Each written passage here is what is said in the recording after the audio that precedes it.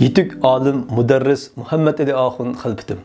1930-yilda Xotanning Chira noyisining markaziga yaqin bo'lgan Joy kentida tug'ilgan. İlgir keyin bo'lib, boshlang'ich diniy bilimlarni Chirada o'qigandan keyin 1947-yilda piyoda minib berib Keriyadagi Qoliq madrasasida sarf va nahvdan boshlab 3 yillik o'qigan. 1953-yilda shu davrda ular orqali Xota bilan orliqi necha haftalik bo'lgan Qashqarga ming bir jafoda ochliq savdogarlarining karvoniga qo'shilib, mashhur Xoliq madrasasida atoqli ulamolardan Emin Mavlavi, Damollam qatorliq ulamolardan ilm tahsil qilgan.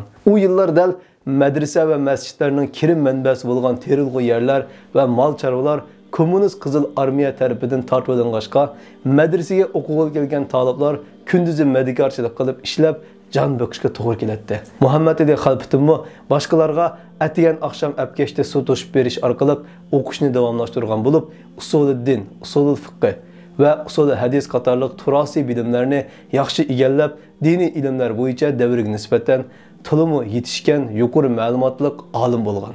Xalpitim 1958-yili 11-oyning 11-kuni Qashqar soqchi boshqarmasi tarafidan qo'lga olinib, inqilobga qarshi chiqqan unsur deb uda 3 yil Xitoyning qorong'u zindoniga tashlangan.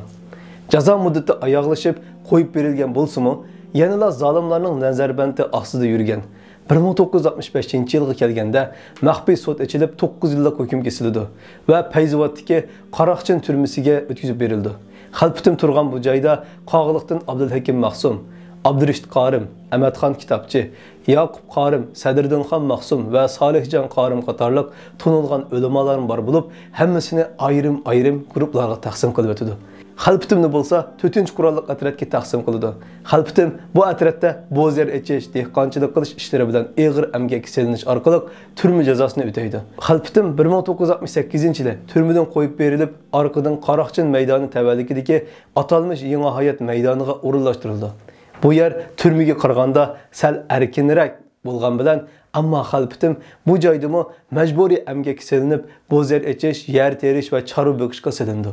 Şu yerge mas'ul kadrlarning ruhsizsiz shu yurtdan sirtga chiqolmaydigan, hatto bozorga borolmaydigan iskence ostida qoldi. Xalpitim 9 yilni turmada, yana 9 yilni majburiy emgak maydonlarida o'tkazdi. Oldi kayni bo'lib 18 yillik hayoti zolimlarning nazarbandi ostida o'tdi. Xalpitimni ko'rgan kishilar va bu zotning shogirdlari u kishini taraflab mundaq deydi. Xalpitim kechini kunduzga ulab dars o'tadigan, taliblardan hech qanday moddiy haq olmaydigan, butkul qilgan xizmatlarga faqatla Janobi Allohdan savob umid qilgan kishi bo'lib, xalpitimning mijozi nihoyat og'ir besiq edi.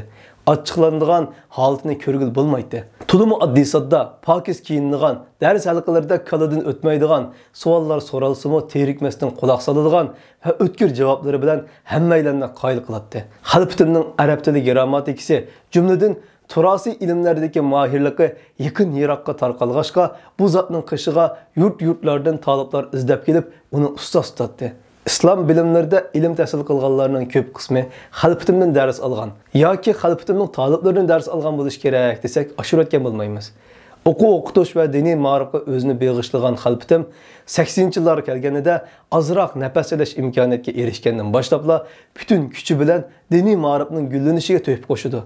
Vatanimizning boshqa joylaridan ilm tahsil qilish uchun Xotanga kelgan talablarga har tarafdan yargulak bo'ladi. Ularning qiyinchiliklarini bosh bo'lib hal qilib berdi. Talablarning darslaridan sirt turmush ishlariga ko'ngil bildi.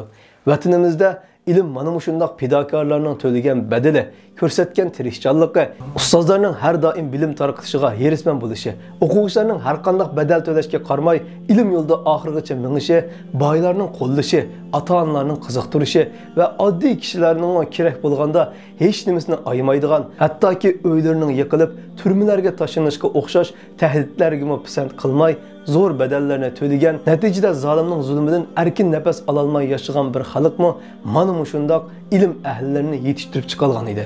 Demak, bugunmi o'xshashla biz ilm uchun qanchalik badal to'lay olsak, ilm yo'liga mangan talib ilmlarni qanchalik qo'llay olsak, o'qiyma deb ilm karvoniga atlangan bir ilm suyarni o'ttir yo'lda qoldirmasak, o'qib nima ish qilmoqchi, o'qiyma deb yurganga jonni qandoq boqidi degandek ideyalarni zehnimizdan tozalab, ularning turmush qattiqchiligini, uy ijarasi g'ami, xizmat g'amlaridan xalos bo'lib, butun vujudi bilan ilm talab qilishiga fursat yaratib beralsak, millatimizda olimlar ko'paydi, jaholat yo'qaydi.